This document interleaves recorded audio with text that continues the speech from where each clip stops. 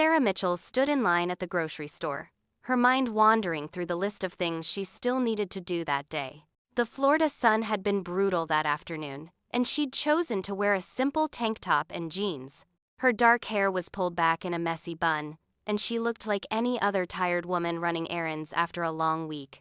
She didn't notice the whispers at first. The two women behind her spoke in hushed tones, but their voices carried just enough for her to catch fragments of their conversation.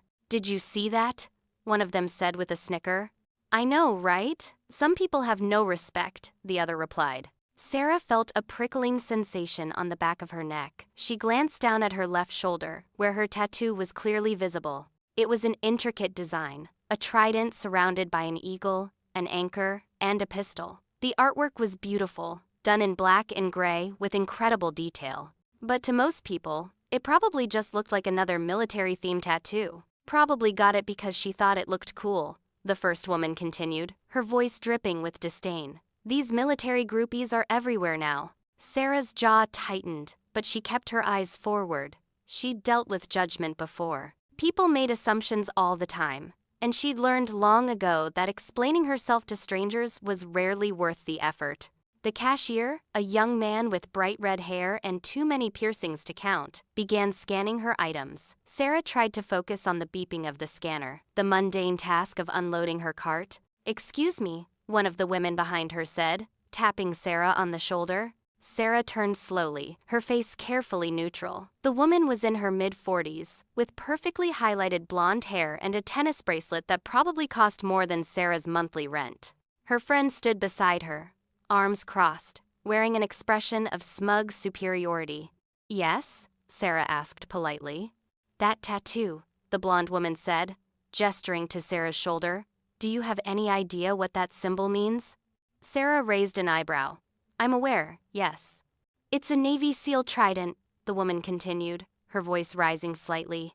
"My brother-in-law is a SEAL, and it's incredibly disrespectful for civilians to get that tattooed on themselves. It's stolen valor." Several other shoppers had stopped to watch now. Sarah felt the weight of their stares, the judgment in their eyes. She took a slow breath, keeping her voice level. "I appreciate your concern," she said simply. "That's it? That's all you have to say?" The second woman chimed in. "You should be ashamed of yourself. Those men earn that symbol. They go through hell to wear it. And you just walked into some tattoo parlor and decided it would look pretty?"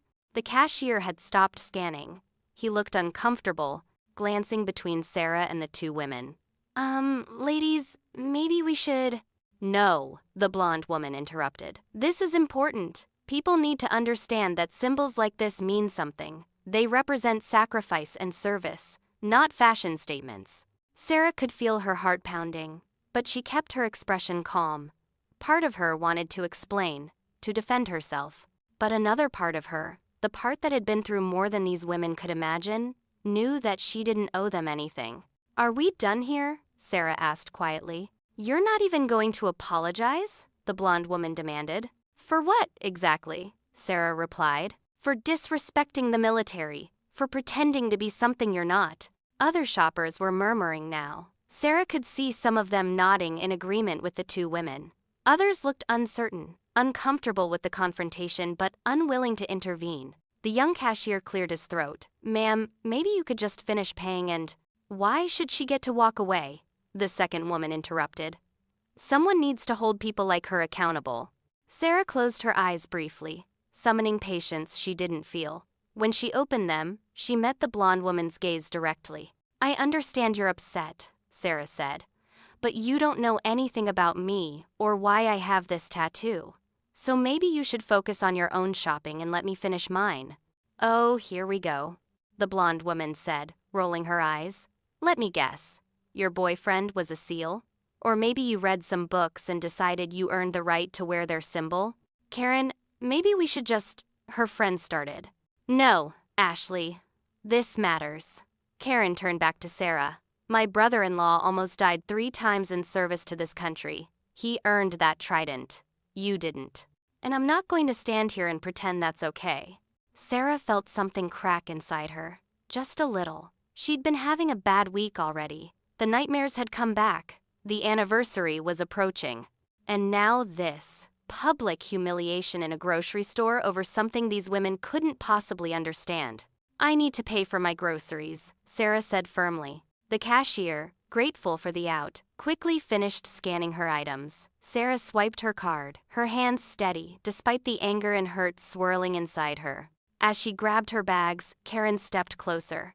"You know what? I'm going to take a picture of that tattoo and post it online. Let everyone see what stolen valor looks like."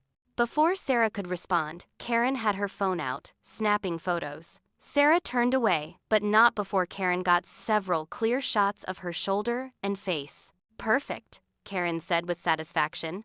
"Maybe this will teach you a lesson." Sarah walked out of the store with her head high. But inside, she felt the familiar weight of judgment pressing down on her. She'd faced enemy combatants and impossible odds. She'd done things most people couldn't imagine. But somehow, the cruelty of strangers in a grocery store still had the power to hurt. She loaded her groceries into her old Honda, her hands shaking slightly now that she was alone. She sat in the driver's seat for a moment, staring at nothing, trying to calm the storm inside her. Her phone buzzed. A text from her therapist, Dr. Reynolds, reminding her about their appointment next week. Sarah almost laughed. Perfect timing. She drove home on autopilot, her mind replaying the confrontation. Part of her wondered if she should have said something, explained who she really was. But another part of her knew it wouldn't have mattered. People like Karen didn't want the truth. They wanted to be right. They wanted to feel superior. Sarah's apartment was small but clean, decorated with minimal furniture and almost no personal items. She'd learned to travel light, to not get attached to things. Old habits died hard. She put away the groceries mechanically, her movements efficient and practiced. When she was done, she stood in her kitchen, staring at the tattoo in the reflection of her microwave door. The trident, eagle, anchor, and pistol. The Budweiser, as it was called. She'd earned it 8 years ago, after 6 months of hell that had pushed her beyond any limit she thought she had. She'd been one of the first women to complete SEAL training after the combat exclusion policy was lifted. The tattoo had been her way of honoring that achievement, that sacrifice. But to Karen and Ashley in the grocery store, she was just another poser, another civilian playing dress-up with symbols she hadn't earned. Sarah's phone buzzed again. This time it was a notification from Facebook. Someone had tagged her in a post. Her stomach sank as she opened it. Karen had already posted the photos. The caption read, "Stolen Valor Alert. Saw this woman at the grocery store wearing a Navy SEAL trident tattoo." When confronted, she refused to apologize or explain herself. "This is what disrespect looks like. Share this so everyone knows." The post already had dozens of comments, most of them angry and condemning. People Sarah had never met were calling her names, questioning her character, demanding she have the tattoo removed. Sarah set her phone down and walked to her bedroom. On the wall, in a simple frame, was her Navy SEAL Trident certificate. Next to it was a photo of her graduating class. 12 hard-faced men and her, all of them looking like they'd been through war. Which, in a sense, they had. She thought about responding to the post, about posting a photo of her certificate. But what would that accomplish? The people who wanted to believe the worst about her would find a way to dismiss it. They always did. Besides, she'd learned in the teams that you didn't need to justify yourself to anyone. Your actions spoke for themselves. The people who mattered knew the truth. But that didn't make it hurt any less. Sarah changed into running clothes. When her mind got too loud, when the memories pressed too close, she ran. It was something she could control, something that made sense. Put one foot in front of the other. Keep breathing, keep moving forward. She was lacing up her shoes when her phone rang. The caller ID showed a number she didn't recognize, but the area code was familiar, Virginia Beach, where she'd been stationed before her medical retirement. She almost didn't answer, but something made her pick up. "Hello? Is this Sarah Mitchell?" a man's voice asked. It was deep, authoritative, with the kind of calm that came from years of making life and death decisions. "Who's asking?" "Captain James Henley. I was your commanding officer in Team 3. Sarah's breath caught. She hadn't heard from Captain Henley in over a year, not since her retirement ceremony. He'd been the one to pin her medal, the one who'd shaken her hand and told her she'd always be part of the family. "Captain," she said, snapping to attention even though he couldn't see her. "Sir, I wasn't expecting." "I saw a post going around social media," he interrupted. "Some woman claiming you're committing stolen valor. Posting your picture all over the internet." Sarah closed her eyes. "Yes, sir. It happened today." "Where are you right now?" "At home, sir. In Jacksonville."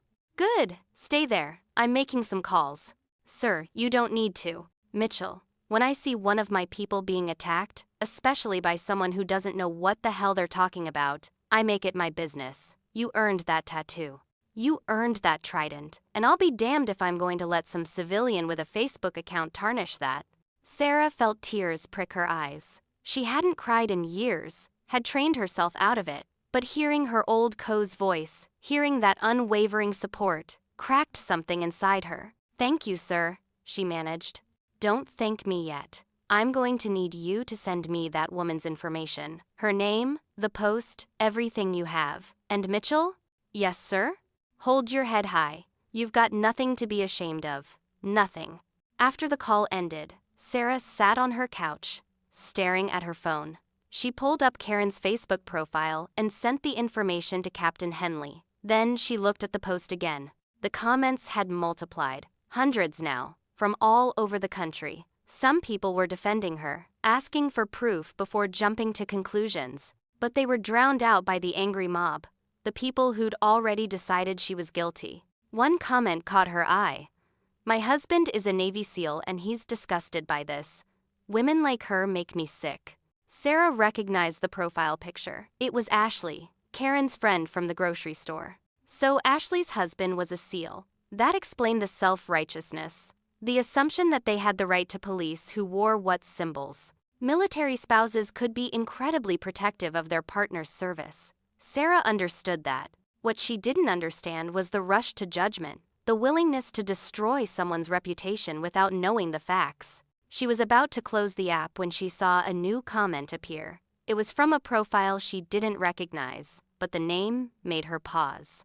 Commander David Martinez. She knew that name. He'd been one of her instructors during BUD-S, the brutal selection and training program for SEALs. He'd been the one who'd pulled her aside after she'd nearly drowned during pool comp and told her she was stronger than she thought. His comment was simple. "Before you all crucify this woman, you might want to know the full story."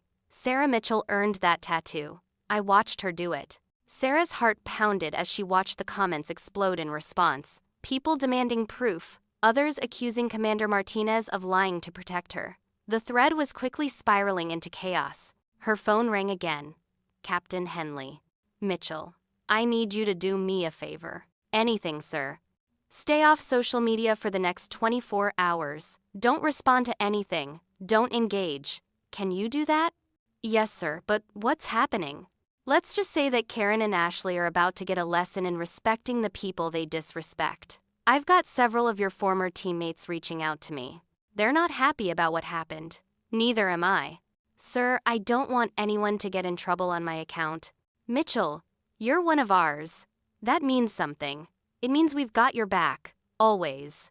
Now log off and go for a run or something. Let us handle this." Sarah did as she was told. She changed into her running gear, left her phone on the counter, and headed out into the humid Florida evening. The sun was setting, painting the sky in shades of orange and pink. She ran through her neighborhood, past the park where children played, past the coffee shop where she sometimes grabbed breakfast. She ran until her lungs burned and her legs ached. She ran until the anger and hurt faded into something manageable. And when she finally stopped, standing at the edge of a canal, watching the last light fade from the sky, she felt something she hadn't felt in a long time. Hope. Maybe this time would be different. Maybe this time, the truth would actually matter. Sarah woke up the next morning to 73 missed calls and over 200 text messages. She stared at her phone screen, her heart racing. She'd promised Captain Henley she'd stay off social media, but clearly something had happened while she slept. The first text was from her old roommate from BUD-S, Marcus Chen, who'd gone on to become a chief petty officer. "Holy hell, Mitchell, you're famous. Check the news." Sarah's hands trembled as she pulled up her news app. The top story made her jaw drop. Navy SEAL captain confronts woman who accused veteran of stolen valor. She clicked on the article, her eyes scanning the words quickly. According to the report, Captain Henley had personally tracked down Karen Williams at her home the previous evening. He'd arrived in his dress uniform, accompanied by 2 other SEAL officers, and had a very direct conversation with her about respecting veterans and the damage of false accusations. But that wasn't all. Apparently, after the confrontation with Sarah, Karen and Ashley had continued their campaign online, doubling down on their accusations. They'd created a whole Facebook group dedicated to exposing Sarah, encouraging people to send her threatening messages and demanding she be arrested for stolen valor. What they hadn't counted on was the Navy SEAL community's response. Within hours, dozens of Sarah's former teammates, instructors, and commanding officers had flooded the internet with photos, certificates, and testimonies proving Sarah's service. They'd posted pictures from her graduation, from deployments, from training exercises. They'd shared stories of her courage, her skill, her dedication. Commander Martinez had posted a particularly powerful statement. Sarah Mitchell was one of the finest operators I ever had the privilege of training. She completed Bud.S. with a stress fracture in her leg that she never reported because she refused to quit.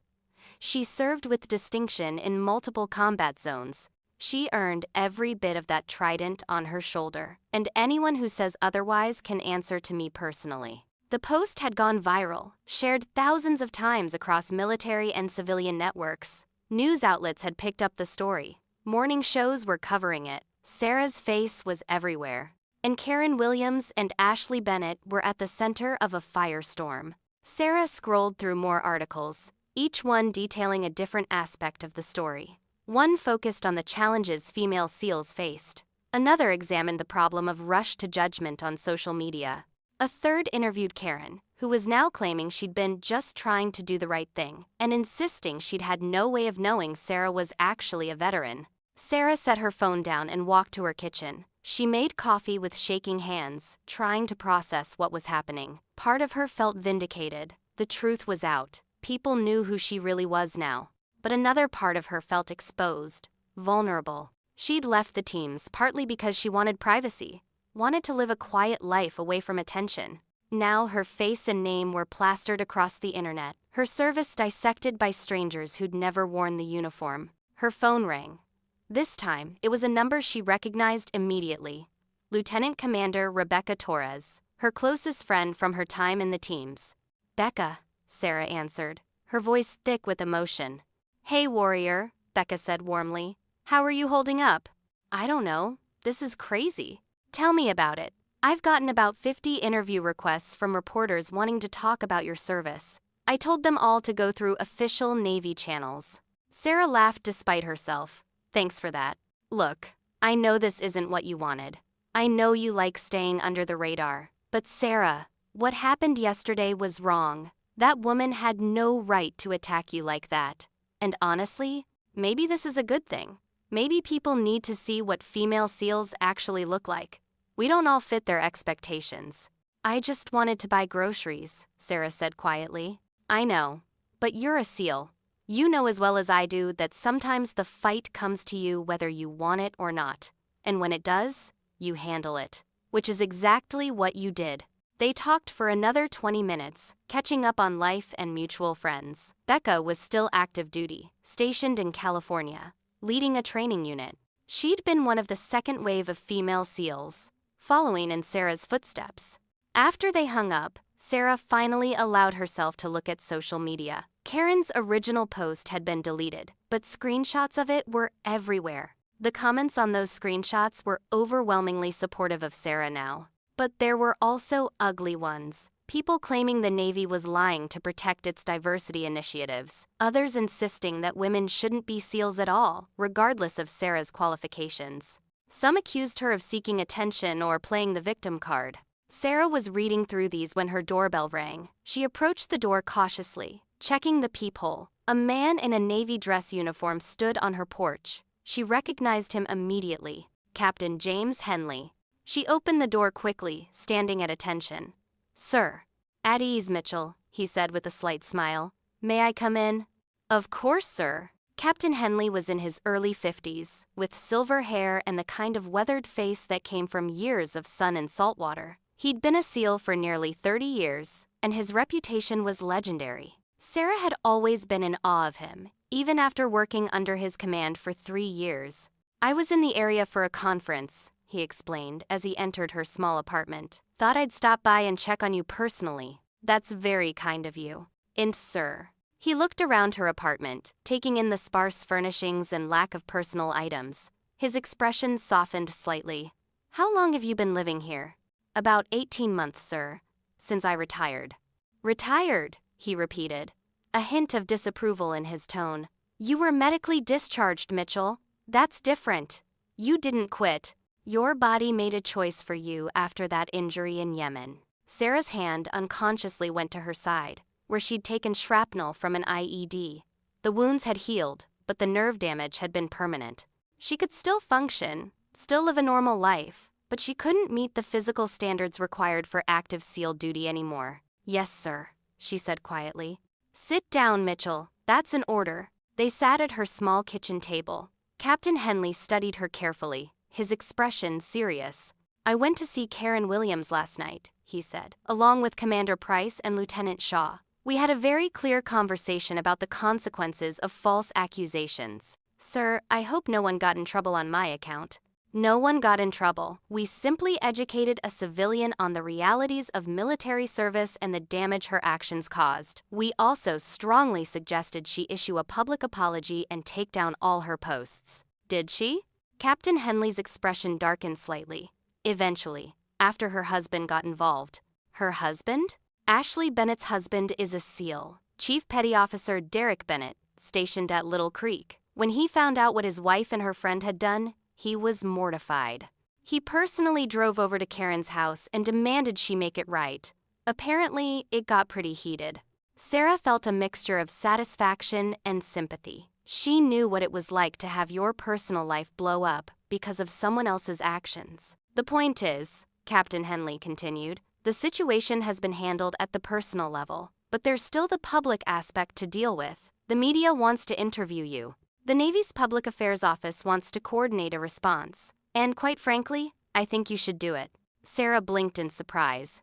Sir? Mitchell, there aren't many female SEALs. You know that better than anyone. Every woman who comes after you is going to face the same skepticism, the same doubt. What happened to you yesterday is going to happen to them, unless we change the narrative. I'm not sure I'm the right person for that, sir. I'm not good with public speaking or media attention. Captain Henley leaned forward, his eyes intense. You completed Bud S with a broken leg. You ran night ops in hostile territory. You saved 3 teammates during that ambush in Somalia. You're telling me you can't handle a few reporters? When he put it that way, it did sound ridiculous. Sarah felt a small smile tug at her lips. When you put it like that, sir. Look, I'm not ordering you to do this. You're a civilian now. You get to make your own choices. But I'm asking you, as someone who cares about the future of the teams, to consider stepping up one more time. Tell your story. Show people what a female SEAL looks like, sounds like, acts like. Because I guarantee you, they're not expecting someone like you. Sarah thought about it. She thought about the young women who might want to follow this path someday. She thought about her teammates, the ones who'd stood up for her without hesitation. She thought about Karen's face in that grocery store, so certain of her righteousness. Okay, she said finally. I'll do it. Captain Henley smiled, a real, genuine smile that transformed his usually stern face. Good. I'll coordinate with POW. They'll reach out to you in the next few hours. He stood to leave, then paused at the door. Mitchell, I want you to know something. When you graduated BUD-S, there were a lot of people who doubted you. Who thought the standards had been lowered, that you'd gotten special treatment? I wasn't one of them. I watched you earn that trident fair and square. And then I watched you prove yourself over and over again in the field. You're a credit to the teams. Don't ever let anyone make you doubt that. After he left, Sarah sat in her apartment for a long time, thinking. She'd spent the last 18 months trying to fade into the background, to be invisible. Part of it was the trauma of her injury and medical discharge. Part of it was the exhaustion of constantly having to prove herself. But mostly, it was fear. Fear that maybe the doubters were right. Maybe she hadn't been good enough. Maybe she'd just been lucky. But that wasn't true, and she knew it. She'd earned her place in the teams through blood, sweat, and sheer determination. She'd proven herself in combat, in training, in every test that mattered. And now it was time to stop hiding from that truth. Her phone buzzed. A text from an unknown number. Miss Mitchell, this is Lieutenant Sarah Chen from Navy Public Affairs. Captain Henley asked me to reach out to you regarding media interviews. When would be a good time to talk? Sarah took a deep breath and typed her response. I'm available now. Over the next few hours, she coordinated with Lieutenant Chen on a media strategy.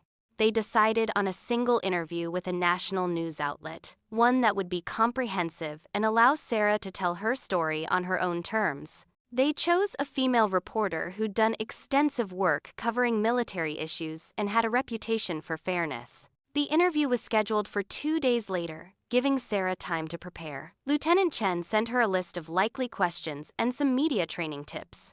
Sarah studied them carefully, practicing her answers in front of her bathroom mirror. She also did something she hadn't done in months. She called her parents. Her mother answered on the second ring. Sarah! Oh, honey, we've been seeing you all over the news. Are you okay? I'm fine, Mom. It's been a weird couple of days, but I'm okay. Your father wants to talk to you. Hold on. There was a shuffle, and then her father's gruff voice came on the line. Sweetheart, I saw what that woman said about you. I wanted to drive down there and give her a piece of my mind. Sarah laughed. Dad, it's been handled. Captain Henley took care of it. I always liked that man. Knew he was good people from the first time we met him at your graduation. They talked for a while, her parents asking questions about the media attention and the upcoming interview. They'd always supported her choice to become a SEAL, even when other family members had questioned it. Her father, a retired Marine, understood what it meant to serve. Her mother, a nurse, understood what it meant to be a woman in a male-dominated field. Make sure you tell them about the stress fracture, her mother said. People need to know what you went through. Mom, I don't want to seem like I'm bragging. It's not bragging if it's true, honey. You did an incredible thing. You earned that tattoo. Don't downplay it. After they hung up, Sarah felt lighter. She'd been carrying the weight of yesterday's confrontation alone, but now she realized she didn't have to. She had people in her corner, a whole community of warriors who had her back. The next day, Karen Williams issued a public apology. It was posted on Facebook and picked up by several news outlets. I want to apologize to Sarah Mitchell for my actions at the grocery store and online. I made assumptions without knowing the facts, and I was wrong. Miss Mitchell is a decorated Navy SEAL veteran who earned her tattoo through service and sacrifice. I let my emotions and my protective instincts cloud my judgment, and I'm deeply sorry for the hurt and damage I caused. I've learned a valuable lesson about rushing to judgment and the importance of knowing the full story before speaking. I hope Miss Mitchell can forgive me. It was a good apology, Sarah thought. Not perfect, but genuine. She could tell it had been difficult for Karen to write. Ashley Bennett also issued a statement, apologizing for her role in the incident and emphasizing her respect for all who serve, regardless of gender. Sarah didn't respond to either apology publicly, but privately she sent Karen a brief message. Apology accepted. We all make mistakes. Thank you for owning yours. The day of the interview arrived. A camera crew came to Sarah's apartment, transforming her living room into a makeshift studio. The reporter, Amanda Chen, was warm and professional, putting Sarah at ease immediately. They talked for over 2 hours, covering everything from Sarah's childhood decision to join the military to her experiences in BUD/S to her combat deployments. Sarah found herself sharing stories she'd never told anyone outside the teams. The fear she'd felt during her first night jump. The pride when she'd finally earned her trident. The brotherhood and sisterhood of the SEAL community. And yes, she told them about the stress fracture, how she'd hidden it for weeks during BUD/S, running on what was essentially a broken leg because she refused to quit. How the pain had been so intense sometimes that she'd vomited after runs. How she'd known that if she reported it, she'd be dropped from training, and she might never get another chance. Do you regret that decision? Amanda asked. Sarah thought about it carefully. No. I don't regret it. Was it risky? Absolutely. Could I have done permanent damage? Yes. But at the time, quitting wasn't an option for me. I'd come too far. I'd sacrificed too much. And I knew that if I could just push through, just survive, I'd make it. What would you say to people who argue that women don't belong in special operations? Sarah met the camera's gaze directly. I'd say that capability isn't determined by gender. It's determined by heart, dedication, and willingness to suffer. I've seen men wash out of BUD/S, and I've seen women complete it. The standards are the same for everyone, and that's how it should be. Judge people on their performance, not their chromosomes. When the interview wrapped, Amanda shook Sarah's hand firmly. Thank you for your service, and for sharing your story. I think this is going to make a real impact. The interview aired 3 days later, during prime time. Sarah watched it alone in her apartment, nervous about how it would be received. But as the segment unfolded, she felt a sense of peace. She'd told her truth. She'd represented her community with honesty and dignity. Whatever happened next was out of her control. The response was overwhelming. Her phone exploded with messages of support from people all over the country. Fellow veterans reached out to share their own stories of judgment and vindication. Young women messaged her, saying she'd inspired them to pursue their own dreams of military service. Even some of the people who'd originally condemned her sent apologies. But the message that meant the most came from Marcus Chen, her old BUD/S buddy. Watched your interview with the whole platoon. You made us proud, Mitchell. Hooyah. Sarah smiled and typed back a single word. 3 weeks after the interview aired, Sarah's life had changed in ways she never could have imagined. She'd gone from living in quiet anonymity to becoming something of a public figure in military circles. The interview had been viewed millions of times online. She'd been invited to speak at military academies, veteran organizations, and even a TEDx event. But the most surprising change came on a random Tuesday morning when she received a call from the Department of Defense. Miss Mitchell, this is Colonel Patricia Reeves from the Pentagon. I'm calling to discuss a potential opportunity we think you might be interested in. Sarah listened as Colonel Reeves explained a new initiative the Navy was launching. They wanted to create a mentorship and training program specifically designed to support women entering special operations fields. They needed someone with real experience, someone who understood both the challenges and the rewards, someone who could serve as a bridge between the old guard and the new generation. They wanted Sarah to run it. I understand this is a lot to take in, Colonel Reeves said. We're not asking for an answer right now, but we'd like you to come to DC next week for a meeting. Talk to some people, see the program outline, and consider it. After the call, Sarah sat in her apartment, staring at the wall. A month ago, she'd been content with her quiet life, her anonymity. Now the Navy was asking her to step back into the spotlight, to take on a role that would be highly visible and politically charged. She called Becca. They want me to run a mentorship program, Sarah said without preamble. For women in special ops. There was a pause on the other end. Then Becca laughed, a bright sound full of genuine joy. Of course they do. You're perfect for it. Am I though? Becca, I barely survived BUD/S. I struggled constantly. I'm not some poster child for success. That's exactly why you're perfect. You know what it's really like. You've been in the trenches. You understand the doubt, the fear, the constant pressure to prove yourself. Those young women don't need someone who made it look easy. They need someone who made it, period. Sarah thought about that conversation for days. She thought about the women who would come after her, trying to earn their place in a world that still questioned whether they belonged. She thought about the isolation she'd felt during her training and early career, how she'd had no female role models to look up to, no one who truly understood her unique challenges. She made her decision. The meeting in DC was intense. Sarah met with admirals, program directors, and policy experts. They outlined their vision for the mentorship program, explaining how it would work within existing special operations training pipelines. Sarah would have input on curriculum, would personally mentor select candidates, and would serve as a liaison between female operators and command staff.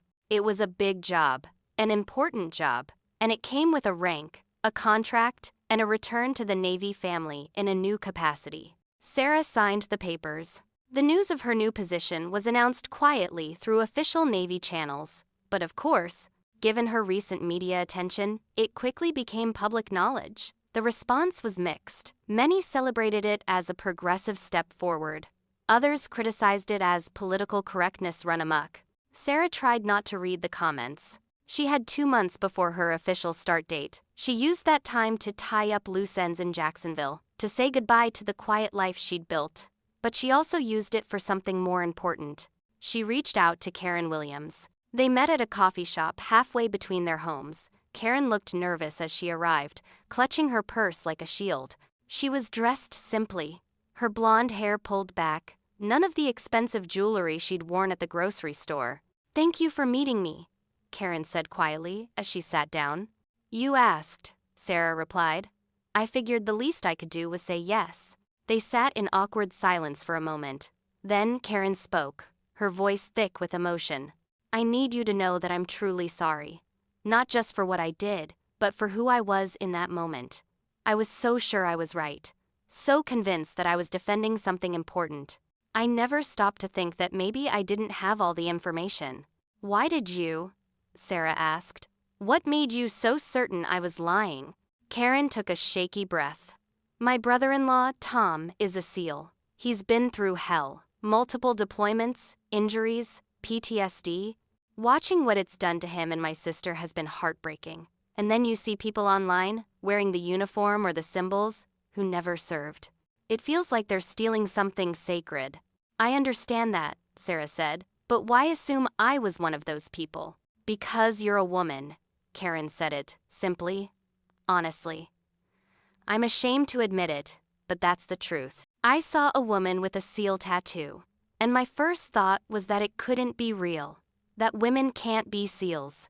But you know they can now." "I do, and I've spent the last few weeks educating myself, reading about the women who've completed the training, who've served in combat. I talked to Tom about it. He was furious with me when he found out what I'd done. He told me about women he's served with, about their capability and courage. He made me see how wrong I was." Sarah sipped her coffee, considering her words carefully. "I appreciate your honesty, and your apology. But Karen, I need you to understand something. What you did wasn't just about me. Every woman in special operations carries the weight of constant doubt. We're always having to prove ourselves, always having to be twice as good to be considered half as capable. When you made those assumptions about me, when you attacked me publicly, you reinforced all those doubts and prejudices." "I know," Karen whispered. "I know I did damage beyond just you. So, what are you going to do about it?" Karen looked up, surprised. "What do you mean?" "An apology is good, it's important, but it's just words. I want to know what you're going to do differently. How are you going to make this right?" Karen was quiet for a long moment. Then she spoke, her voice stronger. "I want to help, however I can. If you need someone to speak about the danger of assumptions, about the importance of respect, I'll do it. If there's volunteer work with veteran organizations, I'll do it. I know I can't undo what I did, but I want to do better." Sarah studied the woman across from her. She saw genuine remorse, genuine desire to change. It would have been easy to dismiss her, to hold on to the anger and hurt. But Sarah had learned in the teams that holding grudges only weighed you down. "Okay," Sarah said. "I'm going to be starting a new program for women in special operations. We'll need administrative support, event coordination, maybe some public relations work. It's volunteer for now, but if you're serious about making amends, that would be a meaningful way to do it." Karen's eyes widened. "Really? You'd let me be part of that?" "Everyone deserves a second chance, Karen. You made a mistake. A big one. But you owned it, and you're trying to make it right. That counts for something." They talked for another hour, discussing the details of the program and how Karen might contribute. By the time they left the coffee shop, something had shifted. Not quite friendship, not yet, but understanding, a path forward. Sarah's official start date arrived. She reported to the Navy's Special Warfare Center in California, where she'd be based. Her office was modest but functional, with a view of the training grounds where new candidates were currently going through their initial physical screening. She watched them running, climbing, swimming. Some would make it, most wouldn't. And among them, she spotted 3 women, keeping pace with their male counterparts, determination etched on their faces. Her phone buzzed. A text from one of those women, a candidate named Lieutenant Jessica Torres, who'd reached out after seeing Sarah's interview. "Just saw you're here. When I quit feeling like I'm dying, can we grab coffee?"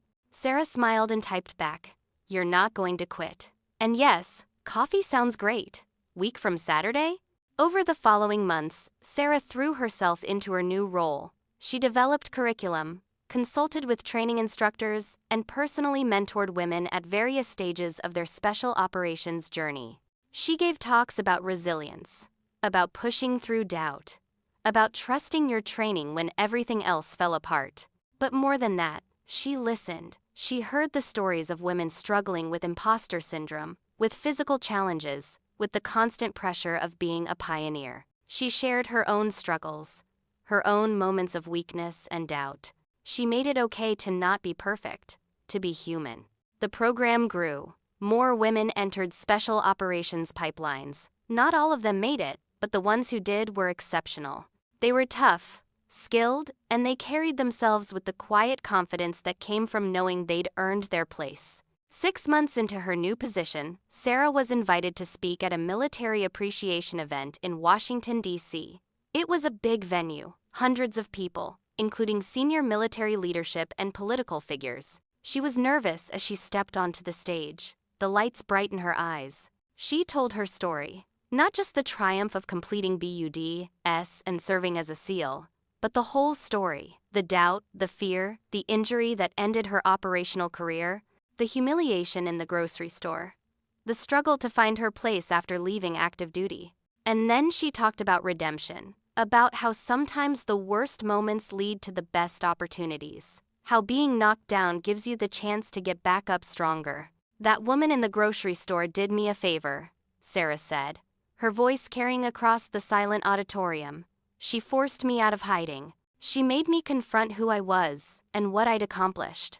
And she inadvertently led me to this new mission, this new purpose. I'm not out there operating anymore, but I'm still serving.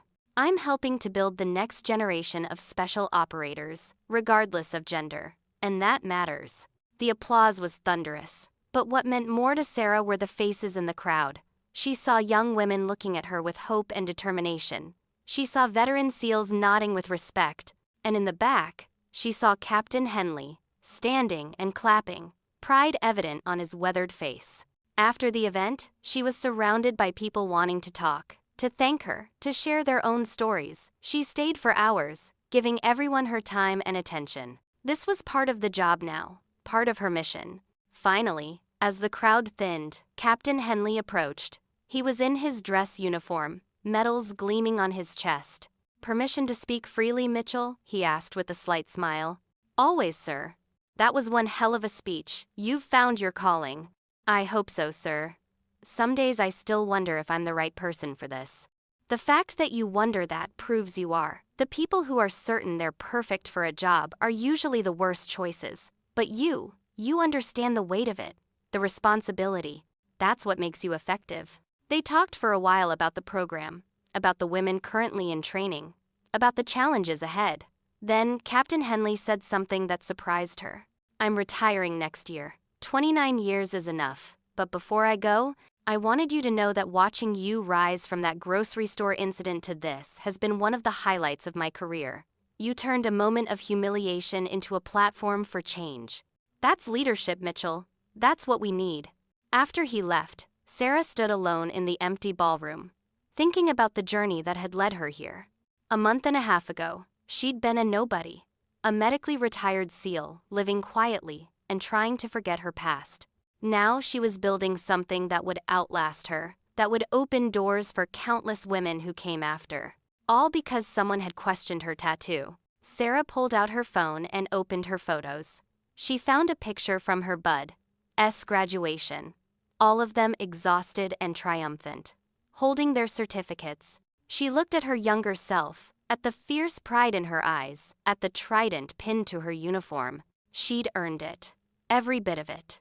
The pain, the doubt, the sacrifice. And now she was helping others earn theirs. Her phone buzzed. A text from Lieutenant Torres. the candidate she'd been mentoring. "I passed pool comp today. Thank you for the breathing technique. Couldn't have done it without your help." Sarah smiled and typed back, "You did it yourself. I just showed you the way. Keep pushing. You've got this." She left the ballroom and walked out into the DC night. The city was lit up, beautiful and bustling. She had a flight back to California in the morning, back to her new life, her new purpose.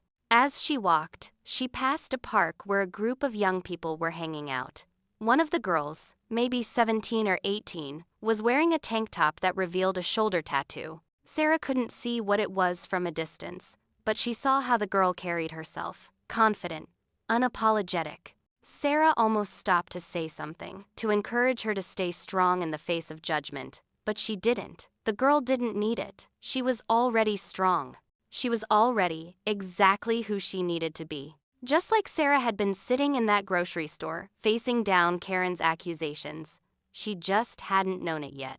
The next morning, as Sarah boarded her flight, she checked social media one last time. Karen had posted something new.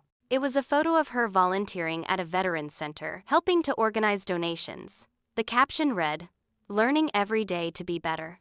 Thank you to all who serve." Sarah liked the post and put her phone away. The plane lifted off, carrying her back to California, back to her work, back to her new mission. She leaned back in her seat and closed her eyes. For the first time in 18 months, since her injury and medical retirement, she felt whole. Not because her body had healed completely, it hadn't. The nerve damage was permanent.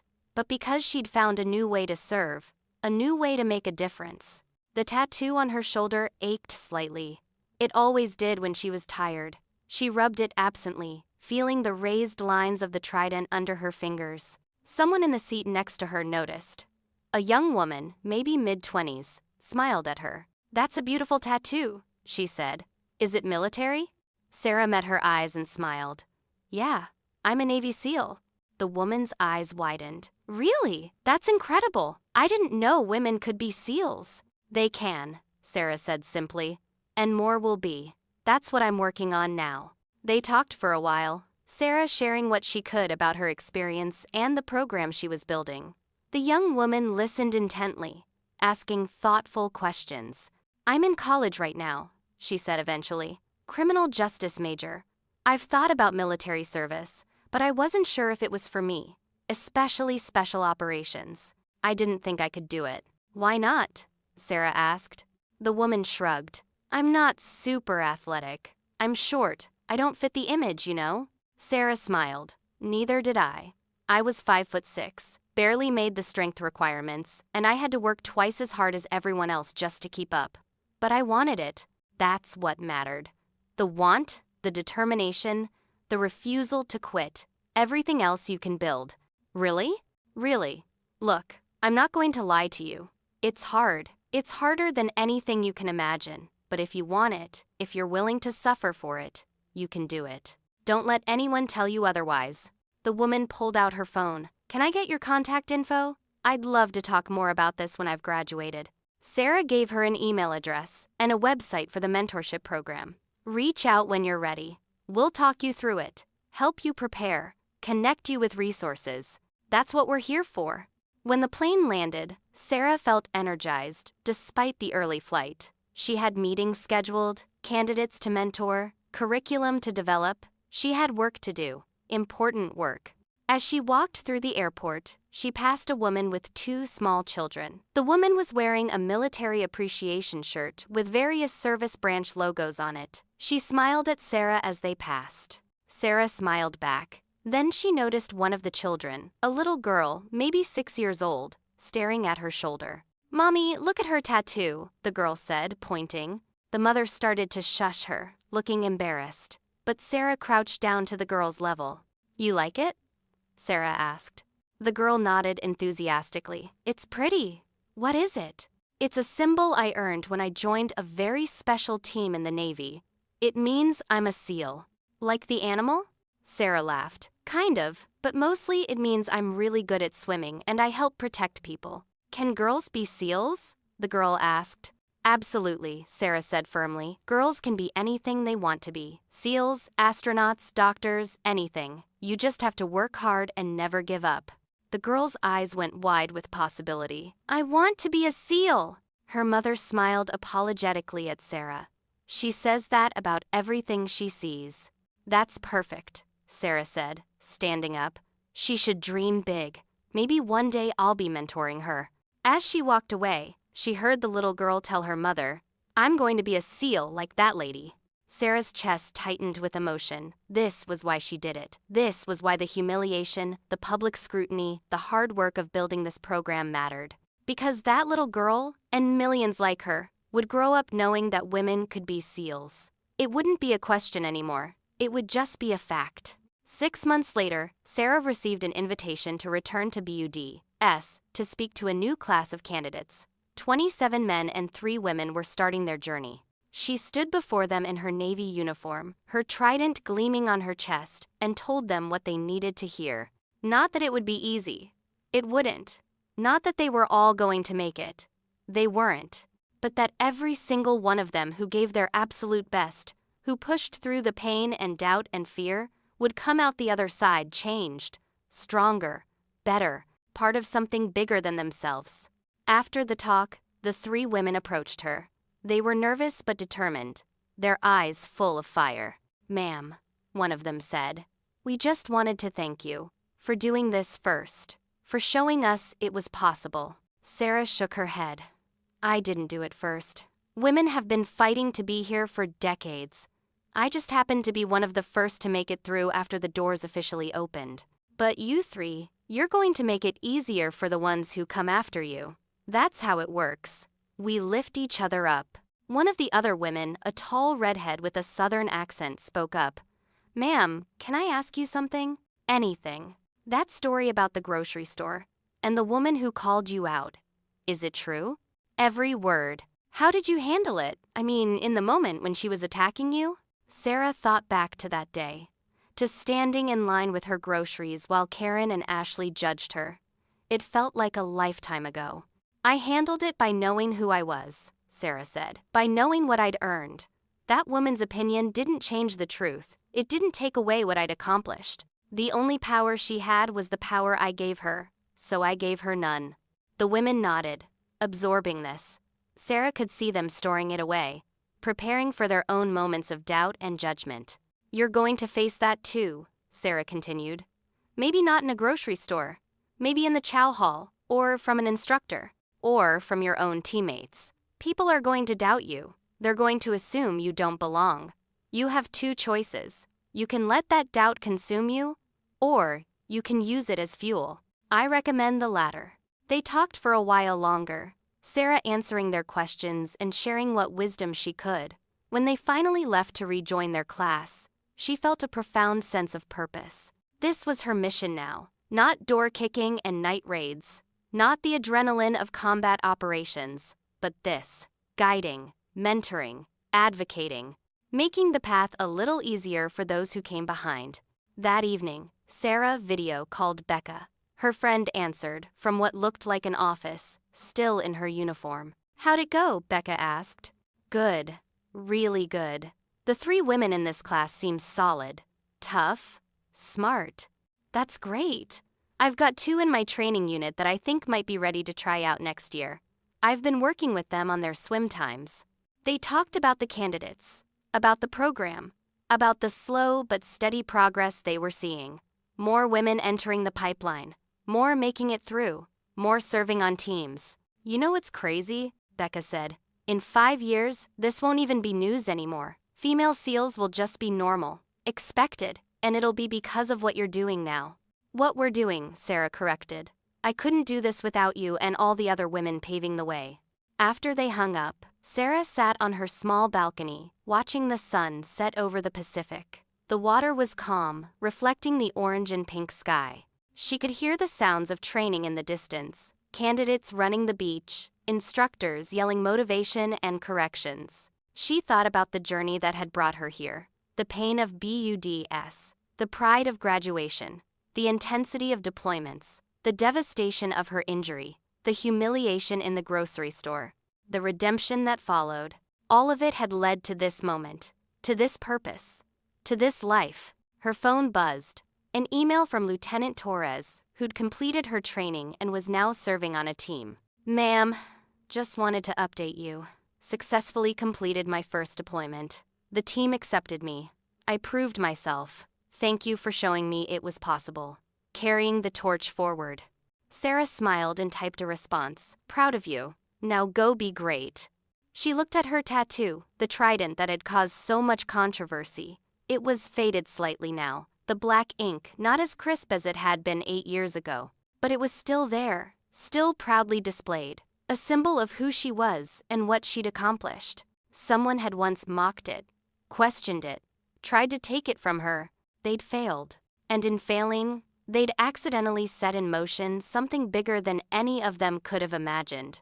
A program, a movement, a future where women in special operations weren't anomalies, but simply operators. Sarah finished her coffee and went inside.